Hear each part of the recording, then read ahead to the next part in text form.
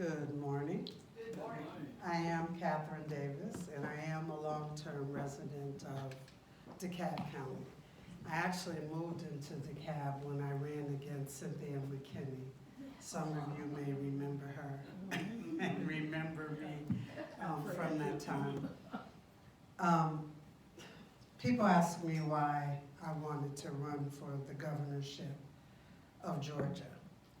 And I'm not going to tell the long version of this story. I'll shorten it.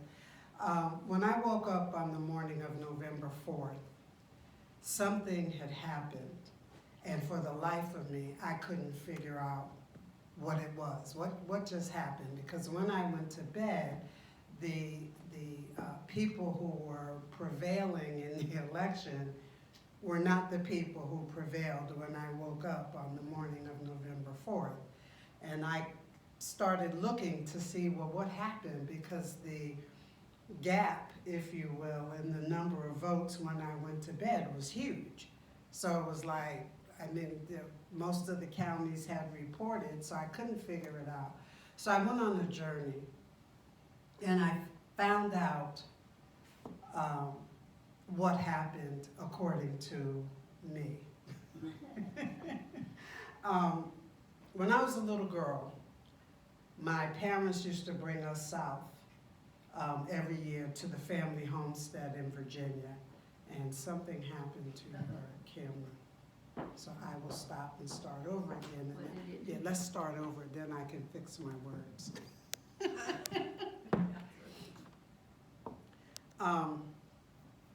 Okay. I think it's too When I was a little girl, I grew up in Stamford, Connecticut, and the family vacation was always to come south to Virginia to the family homestead. And on one occasion, I went to a store with my aunt, and Jim Crow was still alive and well in America. And when we got to the store, I just walked in, and my aunt froze, and she began to weep. And everybody in the store was kind of like one of those movies where everybody freezes. You know, they all turn and look at you. And it was like that. And I'm like, you know, what's going on? And the manager of the store came over to me and said, girl, where are you from? And I said, Connecticut. And he looked at all the other people in the store and said, leave her alone. She doesn't know any better. And he took me out to my aunt. Well, when I saw my aunt's face, something happened on the inside of me. And it was a fear I had never known in my life until that point, because I couldn't figure out, why is she out here crying like she's doing this, shaking like a leaf? What is that about? Because I didn't understand Jim Crow. When I woke up on the morning of November 4th, that feeling that I'd had as a child revisited me. And I couldn't figure out what happened. And so I went on a journey to find out. And in going on that journey, I have found that Georgia is very broken.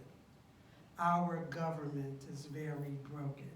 It is not the shiny looking thing that we think it is when we look at what's going on in our state.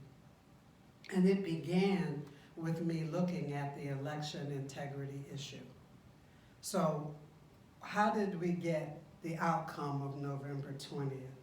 Well, it actually started in 2018 with the passage of a bill called House Bill 316.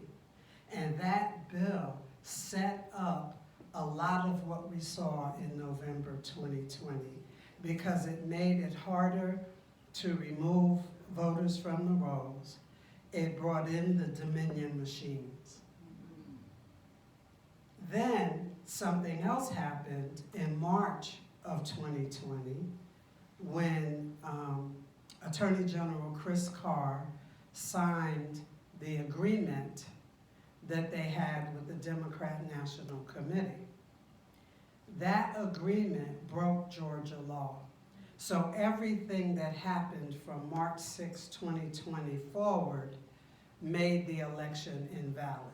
It was not a valid election because they didn't go through the General Assembly to approve that agreement, and the Constitution of Georgia basically says only the General Assembly can change the electoral process.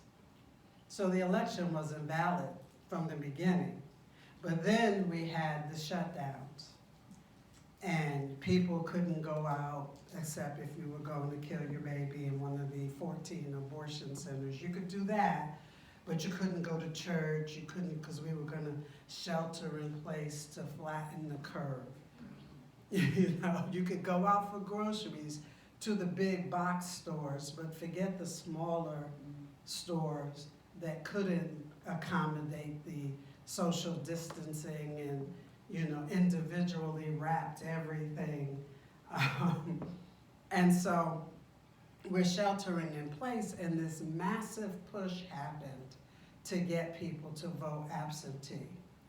I got more applications to vote absentee. It was absolute insanity. And I'm just throwing them away because I'm like, I'm not going to vote absentee. I'm going to go vote in person. But what that did was enable the misconduct that happened on November 20th. Yeah. Because suddenly we have all these absentee ballots that are being pulled from under tables and, you know, wherever they got them from, to scan into the system in order to change the outcome of the election in Georgia. So from the beginning, our systems were broken. And as I go around the state, I'm learning just how broken it is. Yes, we saw the election integrity, but you name things that are happening in our state, and you can see how broken our state really is. There is no enforcement of the pro-life laws that many of us fought to get passed in this state. Georgia is ranked number 14 for pro-life, but not one of the laws that we have can anyone tell you is being enforced. They have no idea if they are abiding by the Pain Capable Bill, which says that after 20 weeks you can't get an abortion in our state. Well, we know from the sidewalk counselors that women who are 21, 22, sometimes 24 weeks are going into these centers and having the lives of their children taken, and nobody's stopping them. We don't know if they're notifying parents when children under legal consent age are brought into these abortion centers. No one can tell you. And even if they did go in and inspect, and they find problems every time they went in. Now, they haven't done an inspection in the last few years, but the last time they did one, the Department of Public Health found issues, but nobody goes back to check to see if they corrected those issues. And so that's why I want to put together a citizen panel to go into these abortion centers with community health, with the Composite Medical Board, and let's find out what's happening in these abortion centers in our state. We have 14 centers, only 4 of which are licensed. 10 are considered doctor's offices, but all they do is abortion. You know there's one right over here on Flowers Road across from Mercer University. There's an abortion clinic there. No, I didn't know that. This church goes out and puts signs up all the time. So we may have 15 abortion centers now. And it might not be legal, I don't know. Right, and no one in the state can tell us. Mm-hmm. You know, I went to Columbus a few weeks ago, and after presenting there, one of the ladies said, "Do you know about the gang problem in Columbus?" And I'm like, "What are you talking about?" And she told me how massive numbers of people have moved out of South Columbus to North Columbus because of the gang problem, and she sent me a video documentary of the gang problem in Columbus, and it is horrific. But no one's doing anything about it. Surrea and I went down to try to see our senator because he had a town hall at the Maloof Auditorium. Well, we couldn't get in because of social distancing. They wouldn't let us in. But standing out and talking to the people who were going in was a pediatrician who wanted to talk to Senator Warnock to see if she could get help to help our children. And she told the story of an 8-year-old boy who was raped by his father so badly that she had to sew him up. And Child Protective Services, even though they called them, didn't go down. They told her, let the child go home with his parents. So they sent that poor little 8-year-old boy back into the environment where he's being abused. Right here in DeKalb County, we have teachers who have not been paid. 179 teachers haven't been paid for an entire semester. Where's the money? All we know is that the FBI is investigating. But where's the GBI? Who's looking out for our children? Right here in DeKalb County, we have children who are supposed to be learning at home through, tuning in through the internet. And they didn't know that they could get internet service for free based on the zip code where they lived. So these children are far behind because they didn't have the equipment and the tools they needed to remote in to learn. So now how far behind are they? Right here in DeKalb. And so as you look across our state, you see all these systems that are falling apart and that are broken, and no one's paying attention to them. We have nurses who are being fired from their jobs because they don't want to be vaccinated. And yet at the same time, we're being told that more money is going to be infused in the school system so that we can train medical personnel. Well, why aren't we keeping the medical personnel that we have and allowing them to keep their jobs? Since when does an employer get to dictate to you what your medical treatment is for anything? And yet our liberty to be free to choose. I have a friend who was pregnant and she became preeclamptic and her baby died. And she went to a hospital not too far from here so that they could induce labor to deliver her stillborn child. When she got there, the anesthesiologist, even though they gave her the Pitocin and they gave her another drug to force the labor, they would not give her an epidural because she was not vaccinated. And the doctor would not come in and deliver her stillborn child. Her husband had to deliver her stillborn child. How can that be in 2022 in Georgia?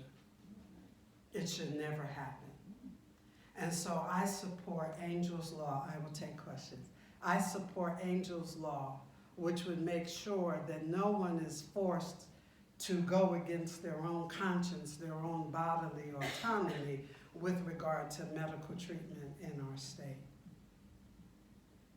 I just read an article before I came here about the parents in Savannah who found hardcore pornography in their school system. And they were going to the school board to try to get them to take those books out of the school library.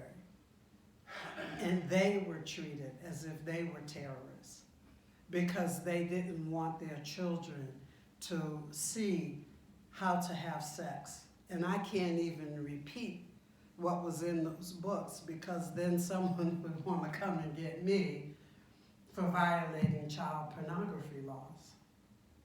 But this is happening in our state. And yet, we don't hear of how we're going to fix all of these problems. Every time a pro-life bill got offered at the Capitol, you had a string of pro-abortion advocates come and talk about how in rural Georgia they don't have health care, the same as in the metro. And yet we don't have any solutions to fix what's going on in rural Georgia to make sure that they have adequate health care the same way we do. We have young soldiers coming back from wherever they were deployed to. These are soldiers who have been taught how to fire every kind of weapon under the sun.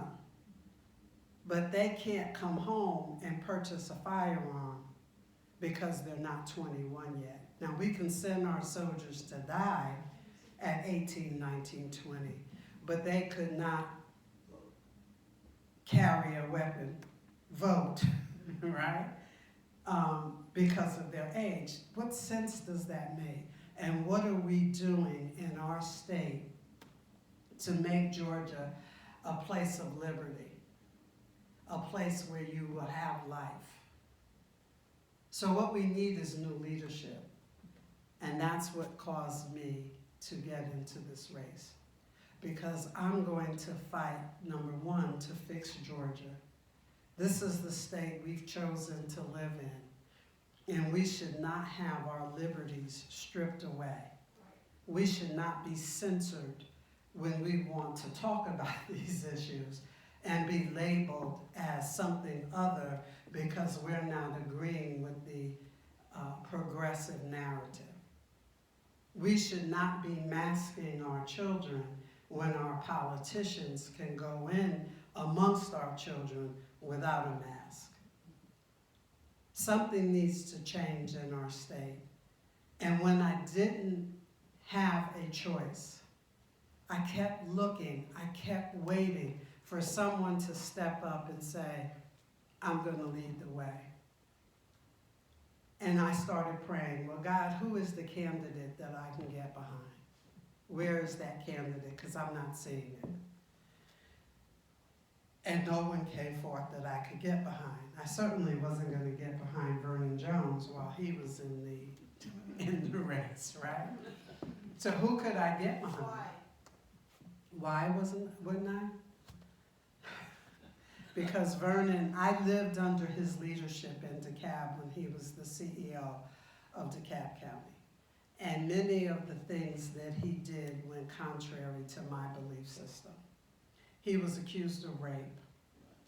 He was accused of bullying women. I remember Elaine Boyert. He literally pushed her when she was still a county commissioner because he didn't agree with something that he said. There were Caucasian supervisors who were terminated and replaced with black supervisors. So it cost me as a taxpayer money because the Caucasian supervisors sued DeKalb and won, which they should have because it was discriminatory. And the list goes on. There were allegations of bid rigging and all kinds of stuff. So being familiar with his leadership, I really didn't feel like that was good leadership for our state. Georgia is why I asked. Okay. So after praying hard and asking the Lord who was the candidate I could get behind and not seeing one, I believe he told me I was to be the candidate. And I kind of chuckled and said, okay, God, but who's the candidate I can get behind for governor? And he said, you.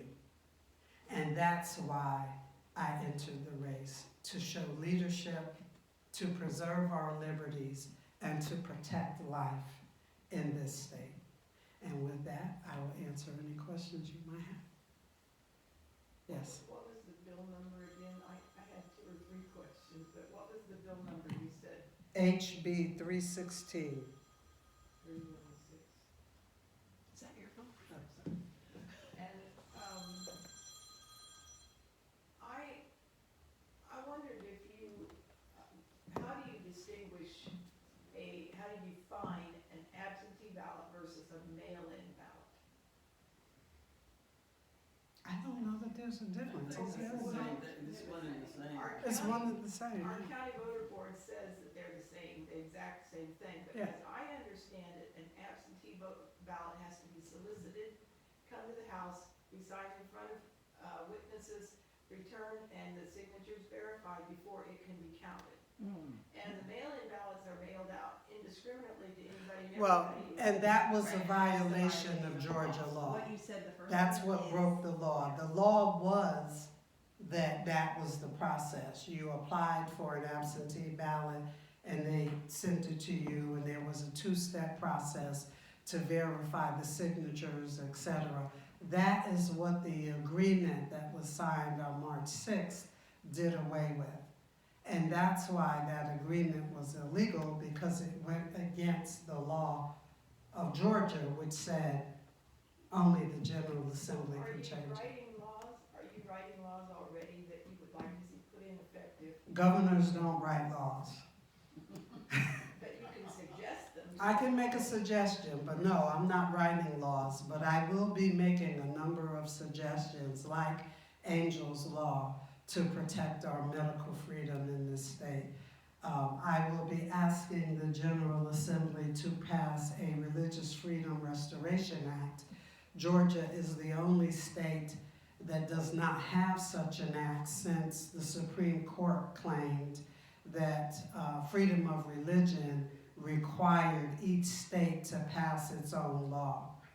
And Georgia doesn't have the law. So if someone is complaining because they feel like their religious freedom has been infringed in this state, the courts would not apply the, what is the standard? It just went in my brain and now.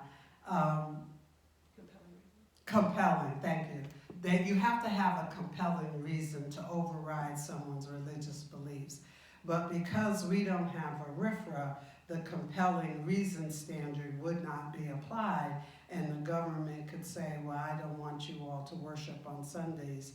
And if it went through the court, they would look at just, is that a reasonable request, rather than a compelling reason. It needs to be compelling. So yes, I would look at getting the legislature to offer and pass a RFRA law. Are you familiar with the Incumbent Protection Act that's in the House now? That was supposed to be voted, is supposed to be voted on tonight. Yes, I'm familiar with it. So, I am totally against it. I think that it's what is I want to be careful how I say this. You know, Governor Kemp and Senator Perdue are in a war with each other. Senator Perdue sued Governor Kemp because of the other law that most of the legislators said they weren't aware of, because it was submitted as a rider, that allowed the establishment of committees who could fundraise year-round for whichever candidate. And so Senator Perdue felt like that gave an unfair advantage to Governor Kemp. So he sued and he won. The court said that law was unconstitutional. So I believe the act that you just referenced is a retaliatory act being promoted by the governor in retaliation to Senator Perdue's lawsuit. This is a part of the brokenness in our state. We can't afford to have leaders who are going to battle each other in this way when our state is going down the tubes. Yes, ma'am. are you in favor of the state of Georgia running an audit on the 2020 election, or do you think we should move on? Or Oh, we can't move on. And when I'm elected governor, that's one of the first things I'm going to do so that people can be held accountable. The laws in Georgia were broken. And no matter how many times you tell me to look over here and not here, the laws in Georgia were broken. Why aren't we enforcing those laws? Yes, ma'am. You said that Chris Carr was a part of that agreement. He signed the agreement. He Yes, ma'am. signed it as well as Raffensperger. Raffensperger's signature is not on the agreement, it was Chris It Cole. was Chris Carr, no, Yes. well, and he did that knowing that it was breaking the law? I mean, He and the did, he Constitution? signed it. Good gracious. And Governor Kemp let it go through. He never said a word about it. This is the consent decree with Stacey Abrams. Right. So they that's what I'm actually talking about. worked with Stacey Abrams. That's the problem. I'll say it's a problem. Yeah, Yeah, it is. they're like, they're in it together. Who did you say worked with Stacy? This agreement with Carr, well, Raffensperger was a Right. part of it. Was He not? did Didn't not sign sign, he didn't sign the agreement. One that signed it, but. No, I he thought that did not sign it. I'm He was telling in you, favor of I it. have a copy of the agreement. He Yeah. did not sign it. Okay. But it was an agreement made with the DNC. And Perkins Coie, Mark Elias, was their attorney. And it should have, once they signed it, or before they signed it, they should have gone and had the General Assembly to ratify it. They did not do that. Yeah, I know. They signed it and they put it in operation. And honestly, you have to lay the blame at Governor Kemp's feet as well. He was the Secretary of State for 8 years. Mhm. He knows the laws of the state better than anybody. Yeah. And he knew exactly what they did, and they all knew that it violated the law. But when you have the upper echelon of your government in cahoots with one another, what can we do? So that's why I support the grand jury process, because our founding fathers were smart enough to know that the time might come when we would need to have a mechanism to get our grievances heard. And so they put in place a grand jury. And there is precedent for using a grand jury. In 1791, thank you, there was a case out of Chatham County of a congressman who was elected in violation of the election laws of that day. And the grand jury heard the case. They looked at the evidence, and as a result of what they found, they impeached 4 of the county election officials. They impeached a Superior Court judge. They actually put him on a boat back to where he came from. And they went to the Congress and explained to them that this congressman hadn't been duly elected, that election was invalid. So they asked them to kick him out of Congress, and then they went to the governor and had the governor to do a whole new election.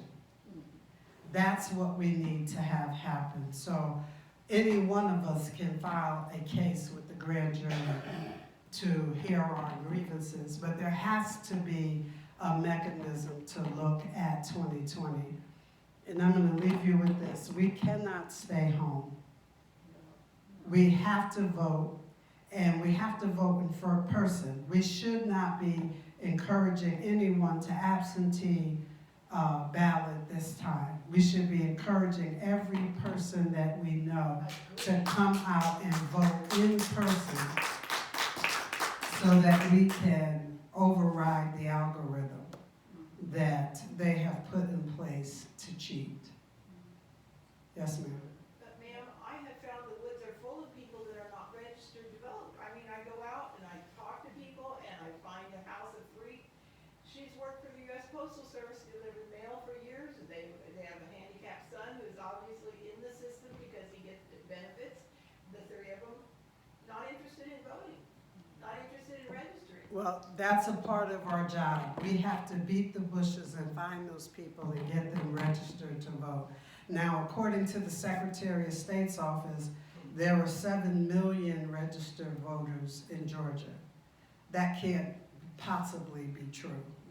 And the reason that it can't be true is that there's only 10 million people in the whole state.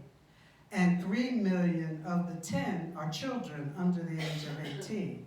So in order for there to be 7 million registered voters in our state, that means every single adult in our state is a registered voter. You just heard one example where that's not true. And you're not counting the ones who are incarcerated, the ones who are mentally impaired, the ones who are not citizens. You know, you have a long list. So yes, we need to do voter registration drives, and we need to make sure we're helping people to understand the urgency of the hour. We must have you vote. You cannot stay home. You must vote. And you must do it in person. Thank you. Thank you very much. Can I introduce my friend? Yes, if you would like to.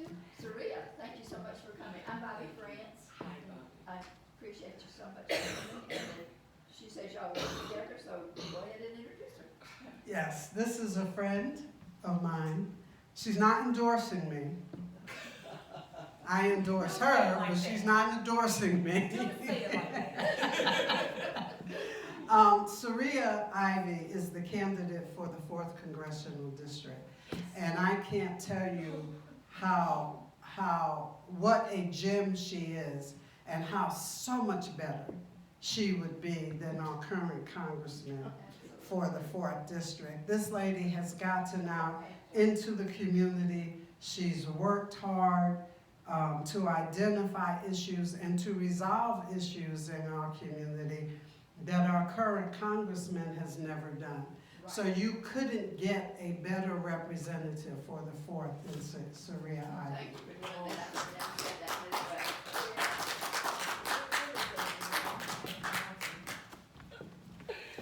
Come make me embarrassed. I love Catherine, and I think that she would be an amazing governor. I think she would. I'm Surrea Ivy. I'm not sure. I know some of y'all do because I just heard. Know who I am. I was the former vice chair of the Gwinnett GOP. Kind of got my foray into politics early in life. My senior year of high school, there was a VFW in our group. I come from a very impoverished background, and I knew the only way I would make it to college is if I got a scholarship. There was no other way that I was going to make it. And so they had a Voice of Democracy oratorical contest that was conducted by Mr. Gary Peterson. I'll never forget him because he harassed me incessantly about doing it. And I was kind of in that little rebellious mode where I was like, no. And so he, I was really good at government economics. And I was ready to compete in this trip to Amsterdam. And so he went and talked to my government economics teacher and said I couldn't go if I didn't do this contest. So me being the obedient student that I am, I wrote it on a napkin during lunch and I turned it in. Well, it won. It won, and that introduced me into politics about the power of our voices. It's not necessarily how it's packaged as much as what it says is what that taught me, is that even though I was being sarcastic in a way, protesting the resistance by writing it on a napkin, when you are effective and efficient in what you do, doesn't matter what the package looks like. And that's the reason I decided to run in the 4th. Because as everybody can see, if you look at the demographic, it is not feasible for a hard right like I am. It's not. You've got a very heavy liberal influence in the 4th. Not only is it heavy liberal influence, it is fueled by a lack of access to opportunity, and it is fueled by a lack of access to necessity. So not only do you have a broad liberal perspective in the 4th District, now you have liberal perspective meets depravity.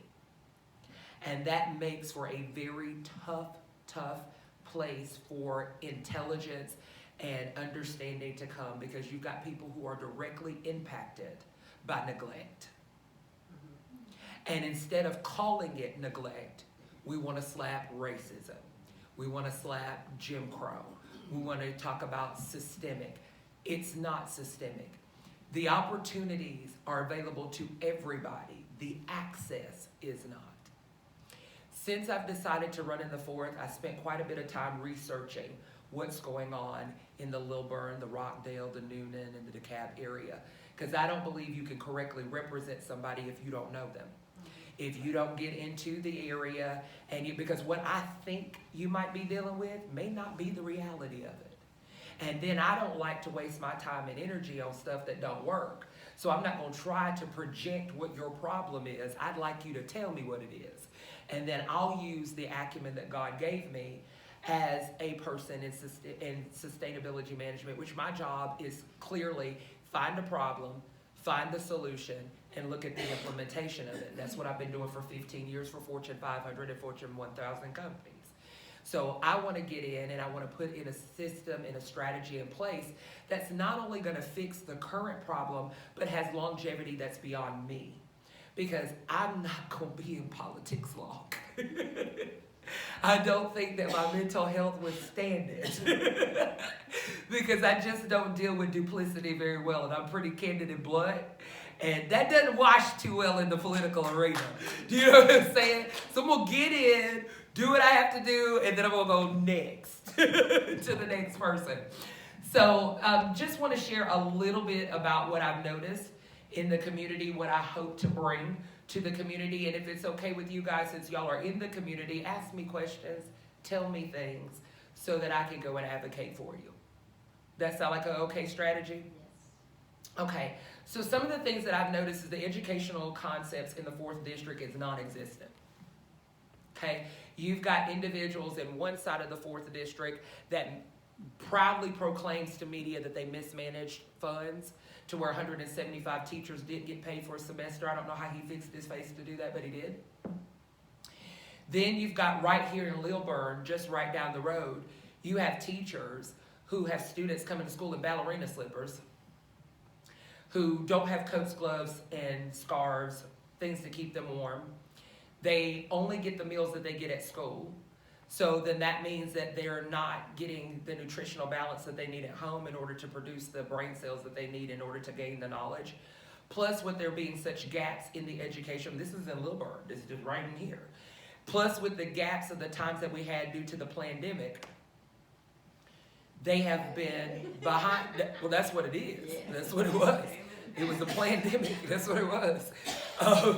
It's man-made. Came out of Wuhan. I mean, like, some things are just facts. Do you know what I'm saying? Like, it doesn't matter how you paint it. It's kind of like what I was telling Carolyn Bordeaux when she came. I don't care what lipstick you put on that pig. It's still pork. It is what it is. It just might be a nicer shade on the pork, but it's pork. It is what it is. These are the kind of things that, and see what I mean why I ain't gonna last long? Because it's fact. It's like, I don't understand what the debate is. Like, it is. Where did it come from? Wuhan. Exactly. Well, no, you can't say, no, I didn't say that. Y'all said that. Don't put it on me because I'm repeating what you said and now you're embarrassed by it. And if Fossey knew all that he knew, then why is he changing things like I changed rolls of toilet paper? It doesn't make sense. It was a standard for over a century, and now all of a sudden when something pops up that's on the back of a Lysol can, you want to pretend like it's something brand new. It's not. It's not. You use gain of function in your finite thought processes to discover something new, perhaps or bio. We don't know what your intent was because we weren't there. It got away from you, and now everybody's getting sick. I mean, it's just really that simple. And instead of you sitting around conjuring up in your mind what you perceive and think to be true, how about you do data and research and find out? Deal with the facts. You want me to take a vaccine that has a 30% illness death rate for a disease that has a 1%. The math doesn't work for me. Then you're going to tell me you have century-old data on cancer where you can get right down to the neurons, protons, and electrons of that disease, but you don't have a cure, nor do you have a vaccine. HIV pandemic, which was also a pandemic that got away, you've got a half a century of data on that.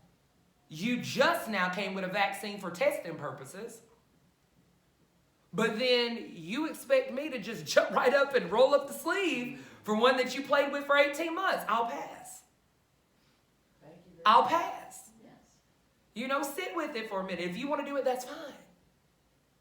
But you're not going to infringe on my rights to do what I will with my body, how I see fit. And please don't correlate that to abortion, because we're not trying to regulate what goes into your body in abortion. We're regulating what comes out. We're simply saying that once the life has been conceived, the choice has been made. Like I told Carolyn Bordeaux, I'm pro-choice. You can choose what go into your body. You just can't choose what comes out. That's all I'm saying.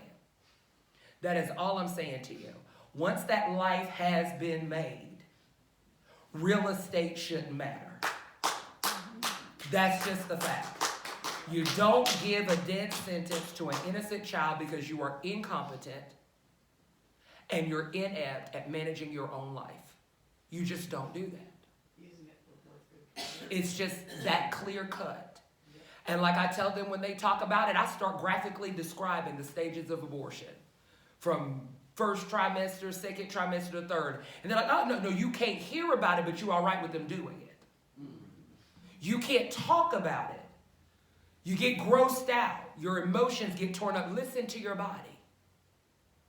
If the words causes that effect, imagine what the action does. Yes. So if you frustrated heebie-jeebied out about the conversation, then you might not want to do the deed. I mean, at least that's what I was told. You know, I'm just saying. For me, it's common sense. Do you get what I'm saying? It's common sense. And I'm not going to sit and let you keep perpetuating something that's stupid, like I don't have an IQ above 10. You know, it's dumb. And I don't see where your feasibility comes from it. Like when she told me, it's a waste of money to do more, but it's a good fiscal economic responsibility to give $450,000 to non-U.S. citizens who broke the law. But you can't fix the medical system for our seniors and our vets. And you think that's more economically feasible. You are shoving Q-tips up our nose once a week. You won't even do it once for them crossing the border, and then you wonder why the numbers are spiking. Yep. It's basic common sense, cause and effect. You should have learned that when you turned 25. That's when your prefrontal cortex got developed. That's the part of you that are able to discern cause and effect, consequence. So you should be able to follow that chain of event. If you cannot, you don't need to hold the office. Because what we're dealing with is not rocket science. It doesn't require a PhD. It doesn't require a master's, an EDS. It doesn't require any of that. It requires somebody who's ever had to balance a checkbook. You don't have it in the bank, you can't spend it. Makes sense. I mean, it is what it is. I mean, and you don't, I'm a believer, total 100% believer. I believe the scriptures when it says that if a man doesn't take care of his house, he's worse than an infidel. So we've got a worse than an infidel sitting in the White House right now because he's not taking care of the house. We want to take care of everything and everybody, but we don't want to take care of our own. Like I told Carolyn Bordeaux when she came up here. No, it's not that I have a problem with immigrants. You have a problem with citizens. Because I help immigrants. This area is a high refugee area. It is a high immigration area. Just currently helped the 5th teacher in this area move out of the Quality Inn Suites in Norcross into her own place with her 3 kids. She's teaching and going home to a hotel room. For what? Because she didn't get paid and her house foreclosed on. And another one did get paid and she got evicted. But she's teaching our kids every day. And they're immigrants. They went through the process. They've gotten their citizenship. They are contributing to the development of the next future generation. They are moderate conservatives in their viewpoint. They don't believe in CRT. They believe in accurate history appropriation, and they believe in reading, writing, and arithmetic. But like she even said, because I brought them to see Carolyn Bordeaux, like even those immigrant teachers told her, you were all on our side until we got that green card. Until we became citizens. And it's like I told her, don't tell people as a Republican I have a problem with immigrants, because as you can see, I don't.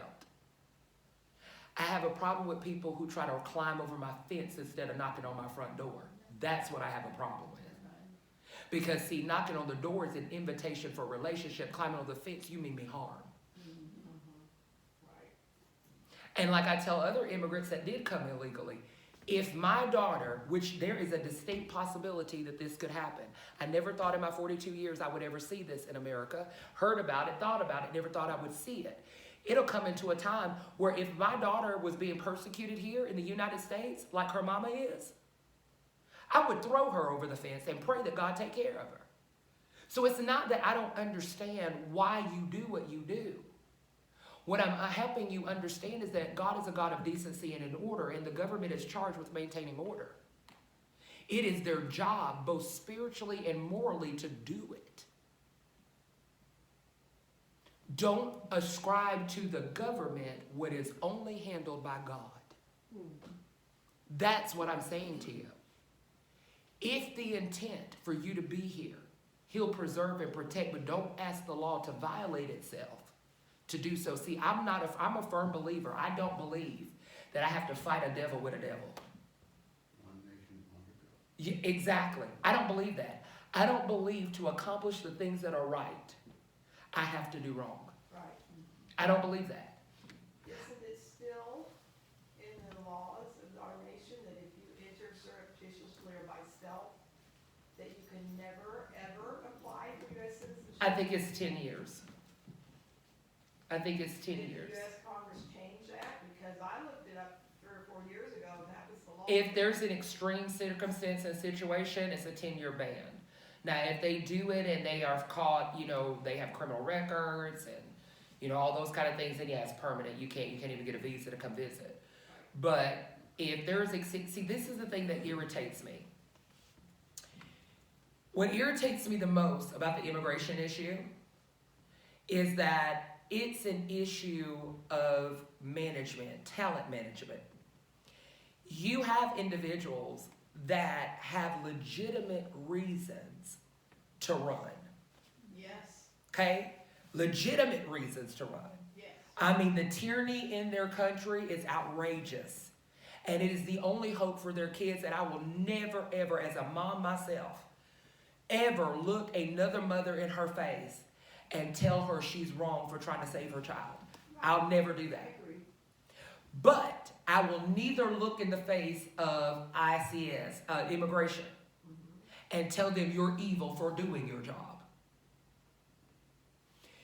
If we as the citizens of the United States, if our government would staff like they should and vet like they should, we wouldn't have the crisis that we do. Absolutely. Because of all the nations of the world, the United States has the most lenient immigration policy ever. Of all the nations Yes. of the world, we have the most lenient. There's probably 7 other nations that are more lenient than we are. Absolutely. About 7 I don't know which one. in the world. I can only think of 3 right now. Panama is pretty lenient. Costa Rica is pretty lenient. Those are the 2 that sticks out to me the most.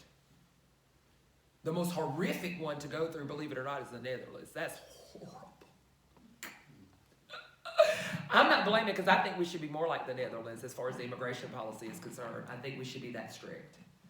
I do. I think our vetting process needs to be that strict. I actually like their immigration policy. But I know nobody in the U.S. would ever do that because we don't do that. But I actually like it. So you know about Marjorie Taylor Greene, her first day in Congress in Washington, D.C., wore a mask that said Trump won real big on it. Yes. Pissed off all the Democrats. Okay. What would you do your first days in Congress? Well, I will tell y'all something. I'm not very theatrical. I'm a little dramatic and demonstrative, but I'm not very theatrical. I'm a very hard hitter. Does that make sense? So my very first agenda would be slightly aggressive. I'm actually going into Congress with 4 bills already written. Okay, what are Okay, one is for school choice, but it's a little more stricter than what some of the states have put out because I see a concerted effort to try to deny me as a parent to be a part of my child's educational process. I also see a lot of indoctrination being done on a legal front. I didn't send my child for you to give her moral character. That's my job. That is her daddy's job. That is God and the community's job that I choose to place her in. Your job is to make sure she spells correctly, her subject and verbs agree, and that she's able to understand the flow of life. That's what I'm hiring you, and it's a hired position because my taxes pay you Yes. to do. When somebody fails to do their job, I don't pay them, I terminate them. So I feel as a parent, we should have a right to terminate school systems that do what DeKalb is doing. Rockdale is doing. Some of the schools here in the Lilburn area is doing. We have the right to do that. So that's what I'm looking for. I'm going up with that in my hand to send the power of education back to the state. Okay, that's, The second bill that I'm going up there to do is, well, Bill 2, 3, and 4 is to take Joe Biden, Kamala Harris, and Pelosi down. Yay. The purpose for that is because they literally violated their oath of office. yes. It wasn't something ambiguous. It wasn't something interpretive. What I will not do, and I hope this ever gets out because my husband, he's not recording for me, but I wanted to put this out there because I wanted people to understand, I will not join a concerted effort to just get rid of one. I won't do that. I know that's how some of you will feel like, well, just go after Joe and we'll wait on it. No, because then Kamala comes right behind and so does Pelosi. And I don't want the Wicked Witch of the West and the East running the nation. Shift the map or two. Do you get where I'm going with that? Yeah. I'm not interested in that. As a matter of fact, I find that those two women are a lot more detrimental than Joe himself. So if you're gonna do it right. I come from the house of do it right or not at all. That's how I feel about it, because I'm not gonna create a bigger storm by putting in slick teeth Kamala group where they are. Because Ocasio is already challenging Pelosi for the Speaker of the House seat. She's probably gonna get it till I get there. Till I get there. Because first argument we have, she probably won't be considered. So those are where I'm going with that. Then I'm gonna focus on the border. Because nobody else seems to. Right. But I'm gonna focus on the border because a lot of what's going on in our nation right now, it stimulates from a runaway immigration process. See, my whole goal is to redirect Congress back to what their job is and let them stay out of other people's business. I am going as a buffer against the state and the federal rule. So you're against war, going to war in Ukraine? Okay. That's a loaded question. I'm gonna give you an honest answer. Okay? Theoretically, in nature, I am against a war in Ukraine. However, given the mess that Joe Biden has done with Afghanistan, he's opened up a can of worms. Not only did he mess up the Afghanistan evacuation, which everybody knows you get your own out first. Everybody knows that. Yeah. But Everybody knows that. He did that on purpose. I don't care what anybody says. That was intentional. Nobody's that dumb. Nobody is. Not 47 years in politics. He did that on purpose. Because he thought he was going to be able to throw a lasso back at Trump because it was his agreement. And it's kind of like, look at how much more failed policies that there are, except he didn't count for his generals testifying against him. Yeah. That's what he didn't count on. Because they never look beyond their nose. But don't get me started on, I get furious when we talk about Afghanistan. I got a ton of military people in my family, and I just met a mother who lost her son. He needs to go to Guantanamo over that. Kamala needs to go to Guantanamo over this border crisis because it's completely in her control. And Pelosi needs to go because there's nothing that she does that is halfway American. So would you cut off the Nord Stream pipeline if Putin invades, or what would you do? What would you recommend? I would recommend that they bring everything back to the U.S., including the manufacturing of our drugs and agriculture. That has to come back. What needs to, this is back to your question, because it's kind of on there with what you're talking about. Our reputation's gone. There's no trust factor of the United States with the nations. The strength and resolve that we built up from 2016 to present, it got demolished in 12 months. I don't know how anybody does that. So there's a certain assertions that we are going to have to make that we shouldn't have to just to maintain the power and the status that we have in the nations to avoid invading on our own turf. Because, see, it was our passive aggressiveness in World War I that made Japan feel strong enough to come hit Pearl Harbor. World War II, excuse me, sorry about that, to come back and hit Pearl Harbor. Yeah. It was our lack of motion and movement and what was going on in the world that made them think that, hey, I can do that. And the worst thing you can do is give that umption to a terrorist. And did y'all see the parade after we left? They had a huge parade in Afghanistan with our stuff. With our stuff. I didn't see it. Oh, uniforms and everything. Oh, I did about it. All throughout the streets, they were parading what they got, the spoils they got from the U.S. He emboldened them. So what did you think was going to happen? The broker peace in Ukraine was going to go away. Putin was going to be like, well, hey, we've got a little weakling up there. So let's do what we got to do. So there's going to be a clear message sent that, you know what, the president might be weak, but America's not. Does that make sense? So I'm going to be a buffer between the federal government and the state. You leave education to the states. Make sure that they get their rights and their privileges to take care of their children. We need to make sure we have that. But I'm also going to go after the three heads of the beast that's up there in Congress. I think we should take them out. But a fourth thing that I'm going to do that most people don't think about and is pandemic related is I'm going to look at that FDA. I want to know America has the most leniency on drugs, on food, and all that stuff than any other nation, and all the diseases that are killing us is related to what we take into our bodies. And why have we not shifted to a more holistic approach Well, take to on healthcare? the AMA at the same time, please. Do what? The Take AMA. on the AMA at the same time. Oh, listen, I've got a checklist. I'm being honest with y'all. I am on assignment. I am not trying to make a career. I got a checklist, and as soon as we call that the bucket list of America. As soon as that last list is done, I am out canvassing for somebody else to come take over. If the 4th district doesn't elect you, we're fools.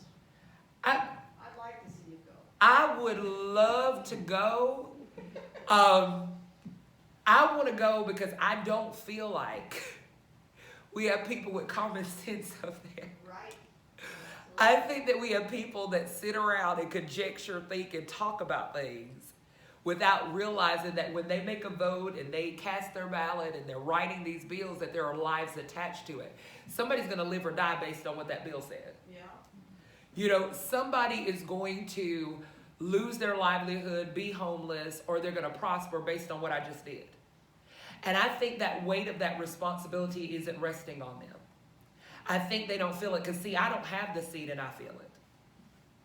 I feel it. My biggest prayer is, God, don't let me fail millions of people. I failed one, which is myself. Please don't let me fail millions of people, because millions of people are trusting me with their lives.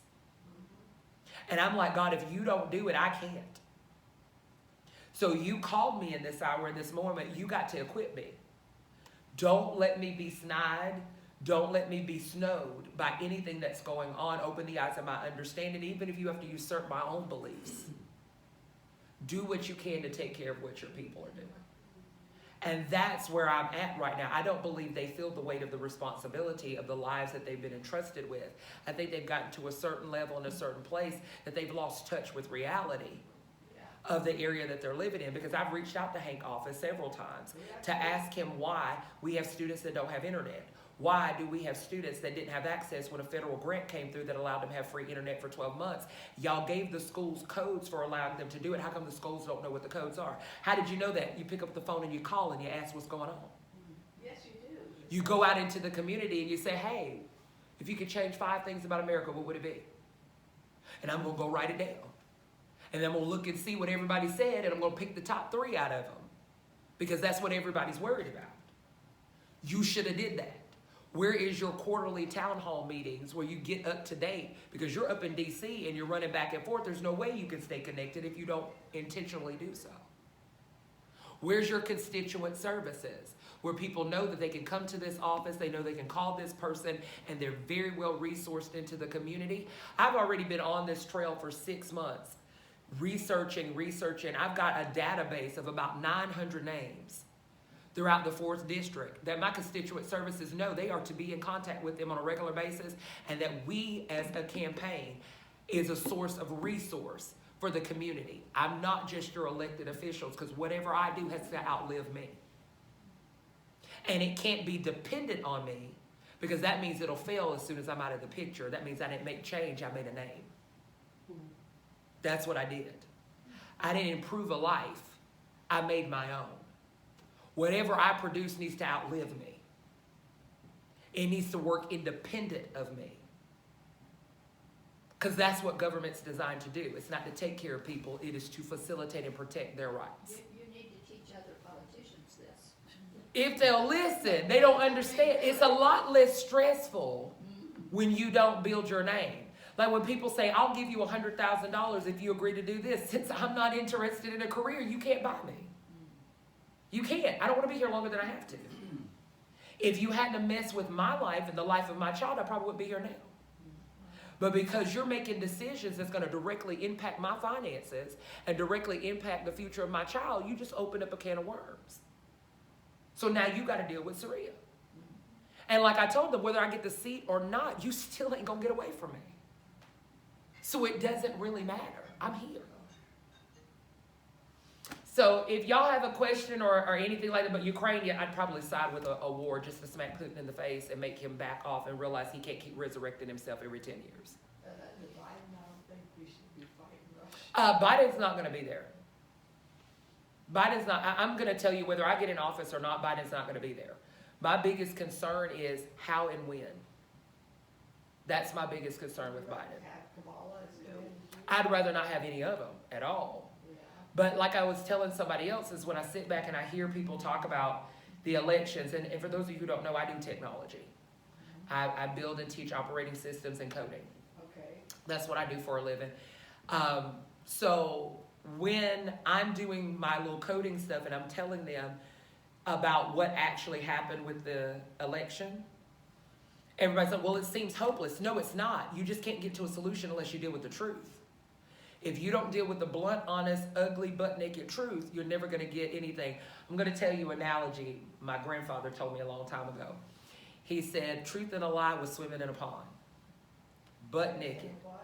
Truth and a lie was swimming in a pond. Okay, thank you. So they were all skinny dipping in the pond, and truth made lie mad. So lie gets out of the pond and steals the clothes of truth and runs to destruction's house. So truth gets butt naked and he walks all through the city looking for his clothes. He gets to destruction's house, knocks on the door, and there's lie dressed in the truth's clothes. On his way, everybody's poking and laughing about how naked and exposed the truth is and poking fun. When lie opens the door and truth goes, truth stands there and says, you stole my clothes. And the lie says, no. And so the police come, and the police says, who should I believe? The butt-naked truth or a lie in truth's clothes? That's the decision we have right now. Are we going to look at the butt-naked truth? Or are we going to keep buying lies in truth's clothes? Very good. The fact of the matter is, we got a lot of lies in truth-looking clothes.